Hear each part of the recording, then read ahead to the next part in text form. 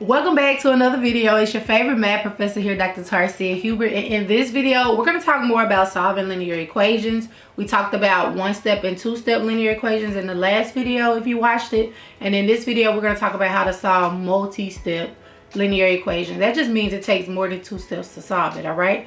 Usually, multi-step linear equations have parentheses involved in them. And so what you have to do first before you can actually solve it is you have to get rid of the parentheses using something we talked about before, the distributive property, okay? The distributive property just means you take the number that's outside of the parentheses and you multiply it by everything inside the parentheses. So let's just jump right on in and look at an example to see what this looks like, okay? In this first example, we're going to solve 2 times x plus 3 minus 4 equal 10. All right, this is a linear equation because it has one variable, one equal sign, and no exponent on that variable. So this is a linear equation, and the goal is to get the variable on the side by itself.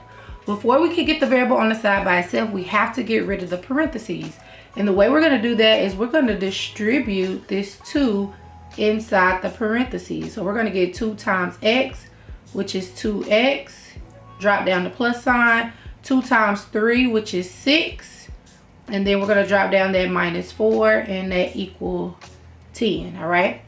Now we've gotten rid of the parentheses, so the next thing we want to do is to combine any like terms that we have. And on the left side, you can see that we have this plus 6 and this minus 4. Those are considered like terms. And so 6 minus 4 is 2. So that's going to become 2x plus 2 equal to 10. All right, so now we've simplified everything, and now the goal is to get x on the side by itself. So we have to get rid of both of those 2's, and we want to get rid of the 2 that's furthest away from the x first. So this plus 2 over here, and the way you get rid of addition is to do the opposite, or to call the spouse of addition, which is subtraction. And we will subtract 2 from this left side, and 2 has to go somewhere, so we're going to also subtract 2 on the right side. So we're left with 2x on the left, and 10 minus 2 is 8, and we're left with 8 on the right side, okay? Then we want to get rid of this other 2. That's 2 times x equal to 8. Since it's multiplication, you want to call the spouse of multiplication to get rid of the 2, and you're going to divide that 2 out. And so you end up getting x is equal to 4. And again, you can go back and check that by plugging in 4 for x and seeing if it worked out. All right, and so that's how you would solve that linear equation. Let's look at another one. In this next example, we're going to solve 5x minus 2x plus 3 equal 12, okay? This is also a linear equation. There's one variable x, there's one equal sign, and the variable does not have an exponent on it. So the goal is to get x on the side by itself. Now, we have a set of parentheses. There is no number in front of the parentheses, but there is a minus in front of the parentheses. So that's like a minus 1 in front of the parentheses. And so you have to distribute that minus 1 to everything in the parentheses. So you want to drop that 5x down. And negative 1 times 2x is going to be a negative 2x or minus 2x. And negative 1 times a positive 3 is going to be a minus 3. And then you want to drop down your equal 12. That gets rid of the parentheses. And so now what you want to do is combine any like terms. And if you notice on the left side, we have a 5x minus a 2x. Those are like terms. So 5x minus 2x is 3x. Drop down your minus 3, and that equals 12. Now we have completely simplified everything. So the goal is to get x on the side by itself. So we need to get rid of both of those 3's. We're going to get rid of the 3 that is furthest away from the x first. So the minus 3. To get rid of a minus 3, you're going to call up the spouse of subtraction, which is addition. And 3 has to go somewhere. So whatever you do to one side, you have to move 3 also to the other side. So that minus 3 plus 3 cancel. You're left with 3x. And then you have 12 plus 3, which is 15. Now we have to get rid of that other 3, which that reads 3 times x equal 15. So that is multiplication. So to get rid of multiplication, you're going to call the spouse of multiplication, which is division.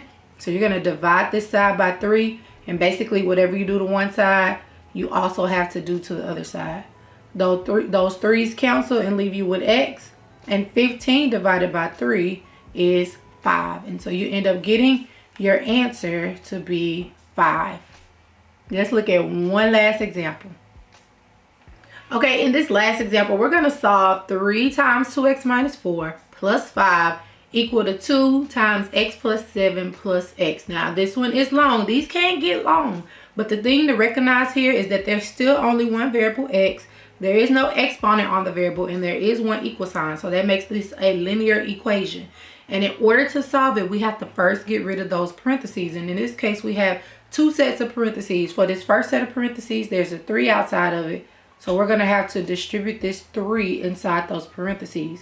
So you're going to do 3 times 2x, which is 6x, minus 3 times 4, which is 12. Then you want to drop down your plus 5 and drop down your equal sign. Now this second set of parentheses has a 2 in front of it. So you want to distribute that 2 to both of those terms inside that parentheses. So 2 times x is 2x, plus 2 times 7 is 14. And then you want to drop the x down. All right. And so we've gotten rid of all of our parentheses.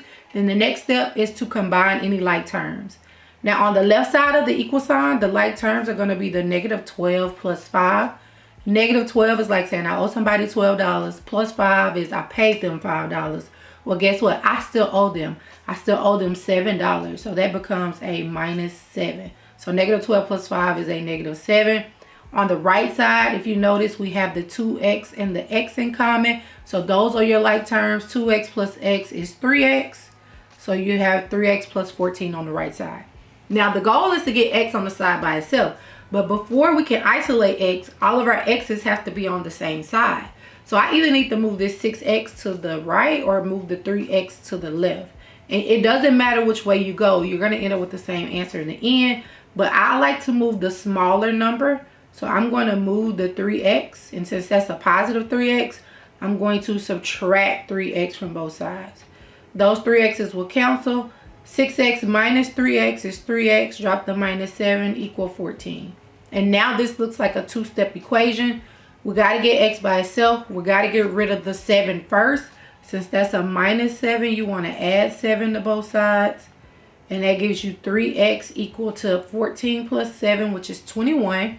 And then we need to get rid of the 3. And that's 3 times x. So to get rid of multiplication, you will divide. And if you divide this side by 3, you're left with just x. And 21 divided by 3 is 7. And so your answer ends up being 7.